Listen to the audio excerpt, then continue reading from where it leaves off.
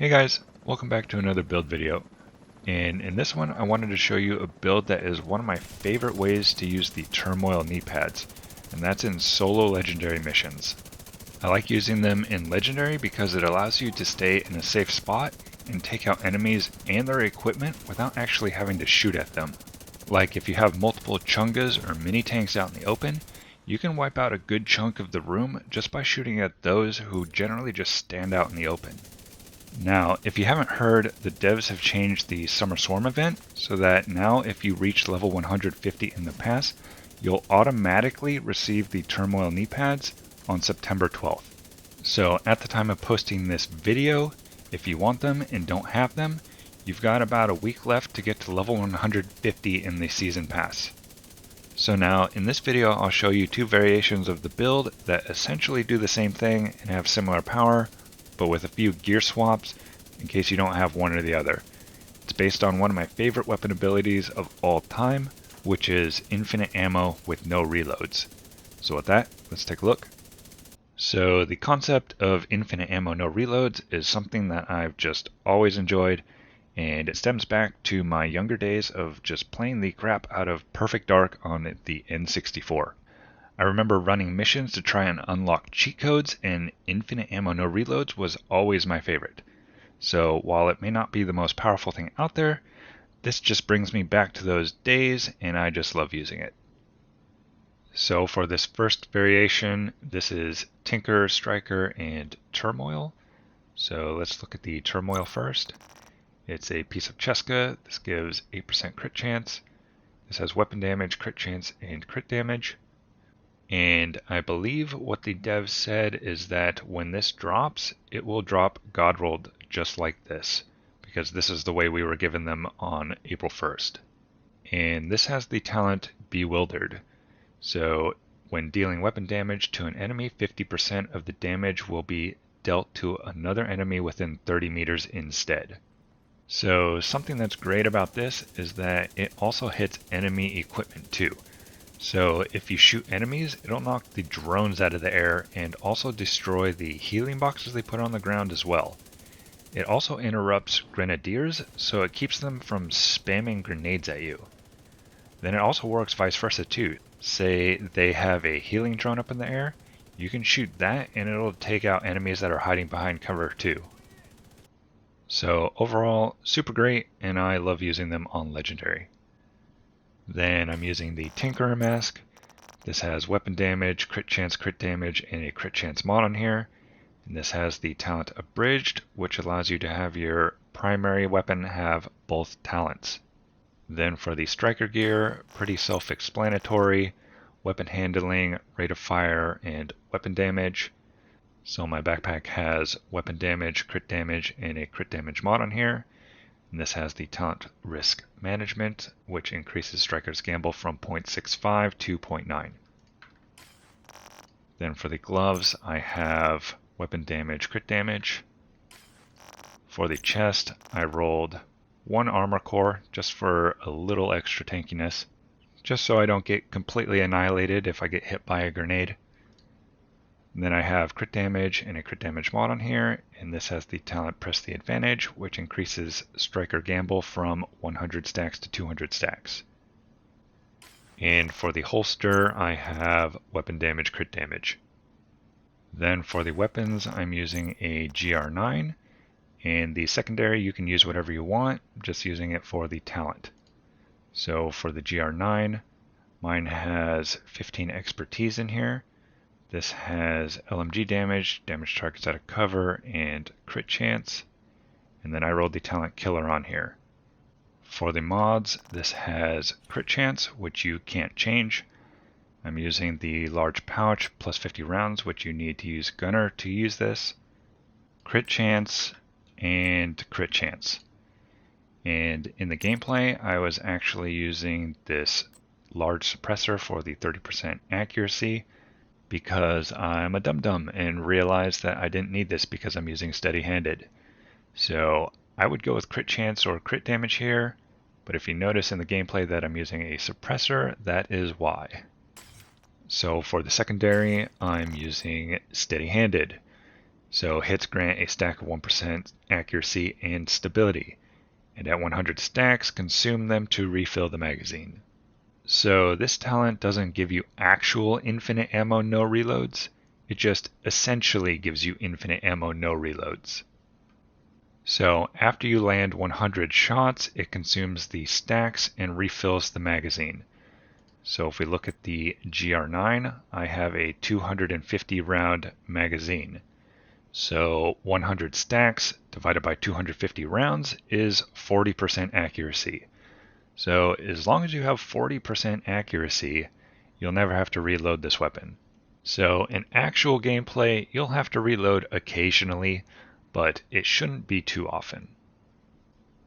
Then for the skills, I like to use the Reviver Hive for the second chance, because there's not much that's more frustrating than being 30 minutes into a mission and making one oopsies and having to start over.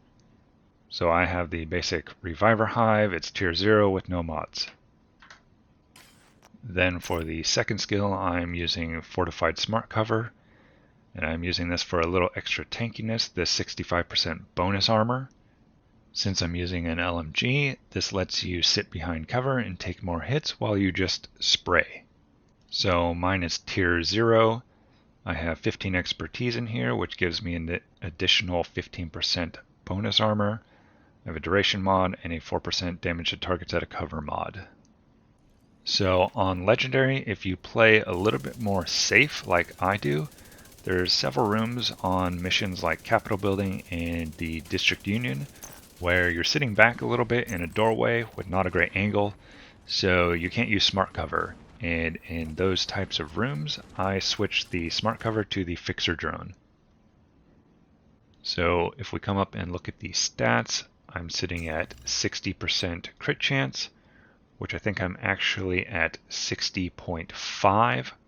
So a little over, but it's close enough. I have 141% crit damage, a little under 1 million armor, and 98,000 armor on kill.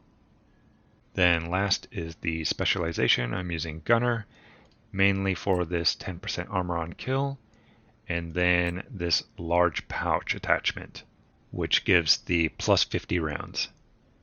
So this is variation 1, which is what I'm using in the District Union gameplay.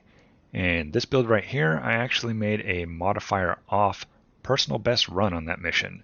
So normally I'm in the 35-minute range for District Union, and I cleared that mission in 24 minutes with this build. Then for the second variation, everything is the same except the mask and the weapon. So for the mask, you have two options. You could either use the Catharsis, that gives a mix of defense and offense, or you could go with the Coyote mask for just straight up offense. So in the gameplay, I used the Catharsis. So this has armor, incoming repairs, armor regen, and then I put a crit chance mod on here. And this has the talent Vicious Cycle. So taking damage builds stacks to a cap of 30. Each stack grants 1.5% weapon damage. Taking damage at max stacks triggers a purge, removing all stacks and status effect, then dropping a healing cloud, which restores 5% of max armor. And the healing cloud has a pretty small healing radius, but that's generally okay because on Legendary, you're usually not moving around too much. Then if you wanted to just go straight up offense, I would go with Coyote's Mask. This has weapon damage, crit chance, crit damage, and then you're most likely going to want a crit damage mod on here. And this has the talent pack Instincts, and this gives you crit chance and or crit damage based on how far you are from your target. Then for the weapon, I'm using the Bullet King, which is actual infinite ammo, no reloads. So mine has 15 expertise. This has LMG damage, damage targets out of cover, and then I have crit chance down here. And this has the talent Bullet Hell. So this weapon never needs to be reloaded. And then for every 100 bullets that hit an enemy, replenish some ammo to you and your allies' reserves. So you can see here you start out with 1,180 rounds, and then when you shoot the target, every 100 rounds you hit, it replenishes some ammo. So with this, you technically don't have infinite ammo, but unless you just shoot at nothing on purpose, it's highly unlikely that you would run out of ammo before getting to the next ammo crate. So the stats with this setup, I have 54.5% crit chance, 129% crit damage, just under 1.2 million armor, 117,000 armor on kill, and 4,900 armor regen. So in the gameplay, the Roosevelt Island will be the Bullet King variation, and the District Union gameplay will be the GR9 variation. So that's the build, guys. Try it out, let me know what you think. And also, who's old enough to remember speedrunning Perfect Dark missions on the N64 to try and unlock cheat codes? Or better yet, who remembers speedrunning GoldenEye to unlock cheat codes? Leave a comment down below. Thanks for watching, and I'll see you next time.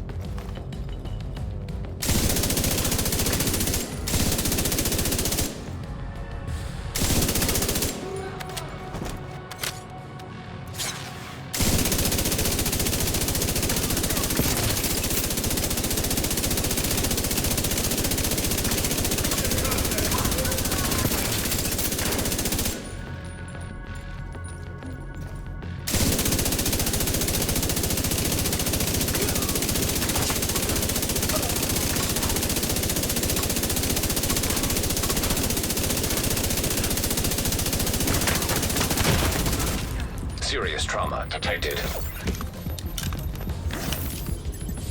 I'll fix you up, don't worry.